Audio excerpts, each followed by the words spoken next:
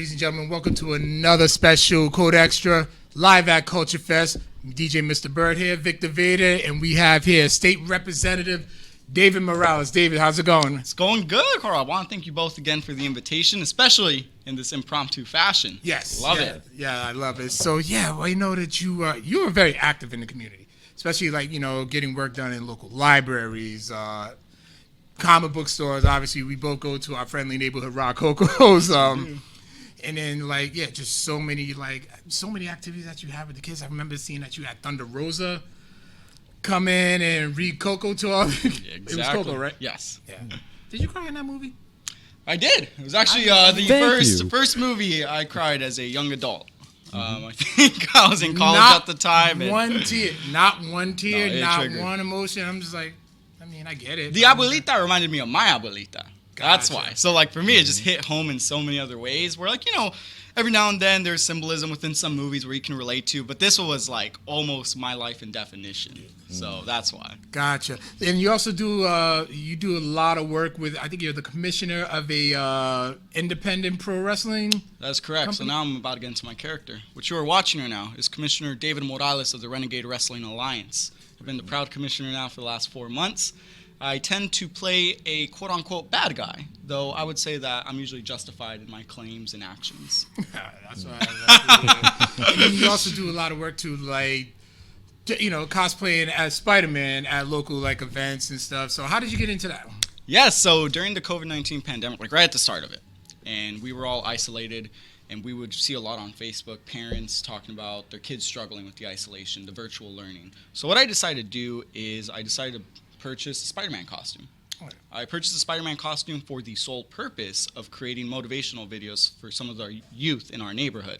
So the way it worked is I would put it on the neighborhood group pages, and I would say, hey, if you have a special message that you would like Spider-Man to share with your kid, let me know, and we'll record a 40-second snippet where I'm in my balcony. I did like a little jump. I had the mask on. We did some video editing.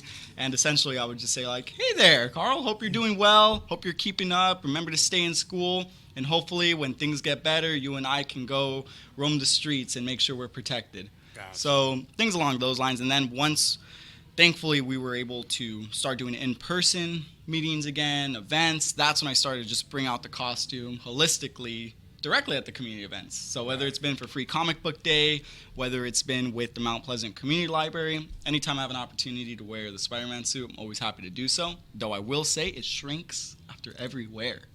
So it's gotten just a little tighter. So I recently had to purchase a new costume. Dry cleaning. So with the work that you're doing with the libraries, like, tell the people who may not know, like, what exactly that are you advocating for, and what is it that you do? Yes, so unfortunately, prior to this year, our public libraries across the state of Rhode Island were not receiving their full level of state aid. So in other words, they were being underfunded by the state. Right. And this was going on for 13 years and counting. So my big advocacy and push during this legislative session was to ensure that we finally had the full funding. And what that looks like is essentially making sure that the state is reimbursing cities and towns an equivalent of 25% of what they're putting into their library system. Right? And thankfully that was successful. We were able to ensure that within this year's state budget, our libraries are fully funded. And the main reason why I chose this to be one of the legislative advocacy priorities that I had was because of the work that our libraries do. Especially within the urban core, where I often argue we don't have enough community centers. We often don't have enough community events, celebrations. The library does all of that and is able to do so much with the limited resources they have. So we're not even just talking about borrowing books or borrowing DVDs. Like, we're going well beyond that. Like, they literally have karate lessons right in the youth space. Really? They have knitting. They have sewing. Like, they have every form of, like, adult and youth program you can think of. We have live concerts featuring local jazz musicians. We have, like, local photographer showcases. And, like, for me, one thing I'm always emphasizing is the fact that it's all local. We're highlighting our local talent. We're inviting our local families to come in and enjoy the programs that our library has to offer. So for me, it's frustrating to think that they're doing free, vital services, yet they're not receiving the actual services and resources that they deserve directly from the state. Gotcha. So you're a big-time nerd. It's pretty obvious. So what we like to do is with our guests, we have this or that. So 2 options, Fate of the world relies on your answer. Let's do it. Pineapple or pizza? Yes or no? Yes. Thank you.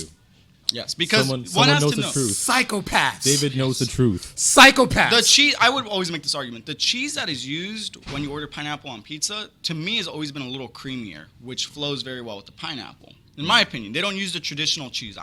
Maybe it's a conspiracy theory. I truly believe that when you order pineapple on pizza, they use a different type of cheese, and that's why it tastes so good. But it doesn't. And the secret is, like I said, you don't use pineapple from a can. You have to get a fresh pineapple, cut it, even O-rings distributed around the pie. You can put ham or, as an alternative, pepperoni or sausage, or both if you're feeling adventurous. And there you go. It's beautiful. Life is great. You're an awful person. If that is wrong, then I don't want to be right. PlayStation or Xbox? PlayStation. Thank you. All right. No question. Though I do own a Nintendo Switch, and that's been my main source of gaming recently. I haven't had a PlayStation since the PlayStation 3, but I grew up on the PlayStation 2. Okay, yep. SmackDown vs. Raw 2007. Thank you. Best professional wrestling video game of all time. Hands down. You have GM mode. You have a roster that was loaded in early 2006. You have Hell in a Cell. Elimination Chamber. I don't know what else you need in a video game, to be quite honest. It's no mercy for me. You can't be no mercy. After, that's a great argument. I would go with No Mercy, and then as close seconds and third, SmackDown Here Comes the Pain for the PS2, and then Raw vs. SmackDown 2006. That was my go-to. Right. 7 had the soundtrack. It did have the soundtrack. 7 had the soundtrack. Could not mess with that soundtrack. Only because you will only hear it on this podcast. One of my gym playlists for a long time was the SmackDown vs. Raw 2007 I don't blame you. soundtrack. I don't blame you at all. That was such a good soundtrack. Marvel or DC? Marvel. Thank you. Sorry. It's fine. I mean, I'll say Marvel is more consistent with their quality with their films, but DC has better printed comics and stories. Marvel's just as good. I'll say this: my two favorite superhero movies, Spider-Man 2 and The Dark Knight. I think they are part of. Those are good. Those are good answers. I can't debate that one at all. What's the other one that we always ask? The better Michael Jackson album. Oh my God! Off the Wall or Thriller? Yes. Thriller.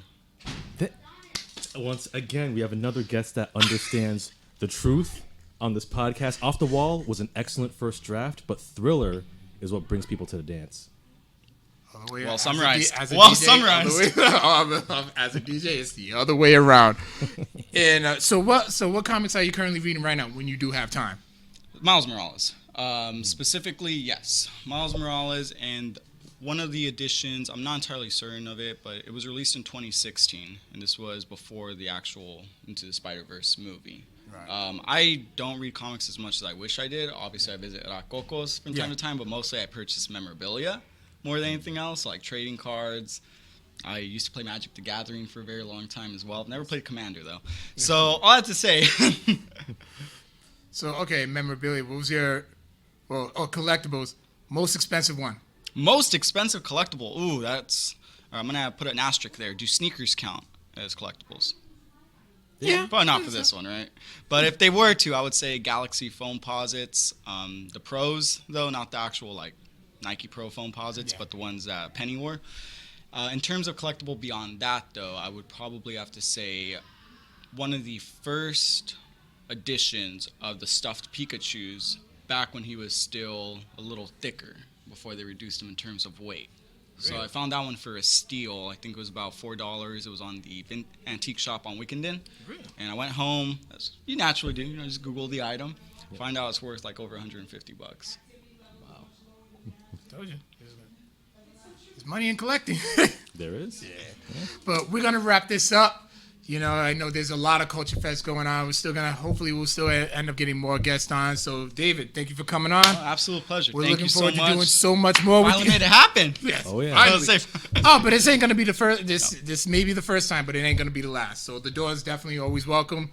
Yep. Talk more nerd stuff. Talk more about what you got going on in the community for Renegade Wrestling Alliance and all that. Like I said, the door is definitely open. Well, let's make it happen because our next RWA show is on July 17th. At the Holy Rosary Band Society in Providence. Oh. I'm looking forward to it. We're back in Providence for the summer. July, August, September. Nice. Looking forward to it. All right. All right. So once again, it's very special Codexter, DJ Mr. Bird, Victor Veda, David Morales. Peace out, nerds. Later. Thank you.